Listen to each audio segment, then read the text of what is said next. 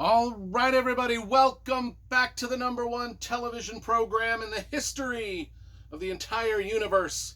I am Brian Lee Durfee, author of The Forgetting Moon, The Blackest Heart, and The Lonesome Crown, all three books published by Simon & Schuster's Saga Press. Today I'm going to be reviewing Blood Hollow by William Kent Krueger. This is the Cork O'Connell mystery series set up in northern Minnesota, and I do believe this is the fourth book in the series. Came out in 2004. I've read and reviewed on the channel the previous three books in the series, so if you want to watch any of those reviews, you know how to do it. Type in my last name into your YouTube search bar, and then this author's name into the same YouTube search bar, and that book review will magically appear upon your television screen. Okay, so let's talk about the series as a whole. I have the whole series over here. We will pan through my library and go down to my Cork O'Connell mystery series section. There, we've got all of them there. I think there's maybe close to 20 books in the series. I haven't counted, but it seems like there's about that. All right, then, let's talk about book number 4, though.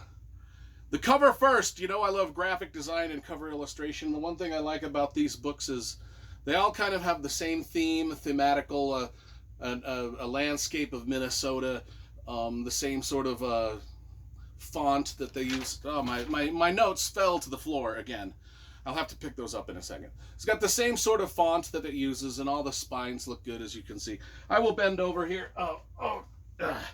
Probably shouldn't say bend over. I will lean down, get my notes, put them back up on my... All right, we'll edit all that out. Okay, so Cork O'Connell, he is a police in Minnesota, northern Minnesota. This murder mystery starts out Charlotte Kane, a 17-year-old girl, senior in high school, very pretty girl, actually prettiest girl in town. At the New Year's Eve party, she vanishes, just vanishes out the party. Nobody knows what's happened. Search and rescue goes out looking for her. It's a blizzard, though. It's New Year's Eve. Blizzards happen. 2 feet of snow. So if this girl's lying down dead in a ditch, she's covered up in snow. She ain't getting found. But anyway, they go out searching for her anyway, along with our main character, Cork O'Connell. He is out on his snowmobile searching for her. He almost gets lost, yada, yada, yada. She's never found. Well, she is found, but in the spring she's found when the snow thaws, and then she's found, and she's still, I mean, in pretty good shape because she was frozen the whole time. And all the evidence to her murder points to her boyfriend, who some people kind of suspected anyway. Her boyfriend, Solomon Winter Moon, a Native American, known about town as sort of a bad boy, sort of a ne'er-do-well, sort of a dude always in trouble.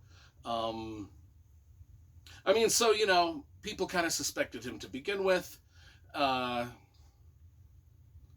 then, once her body is found, he goes into hiding, which is not a good look.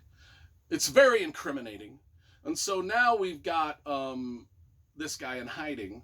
We've got Cork O'Connell, who kind of doesn't believe this kid did it. The evidence isn't adding. Even though the evidence points to this guy, it's almost points to him too obviously.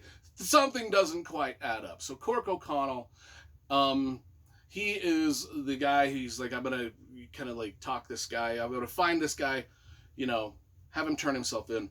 He's not guilty. We'll figure this out. We'll suss out who really did it. That's kind of the thing. And in the process, of course, we get to know Cork O'Connell's family. Much like Joe Pickett, the Joe Pickett series, we get to know Joe Pickett and all of his kids. Same with Cork O'Connell, Cork O'Connell and his kids and his different relationships, his girlfriends, his ex-wives, yada, yada. We kind of get all of those people are sort of in and out, weave themselves in and out of all the books, which is cool, which is one of the reasons I like these stories. But anyway, as Cork O'Connell is trying to clear the name of this Native American suspect, Solomon Wintermoon. A few things are going on, which are, not making things interesting.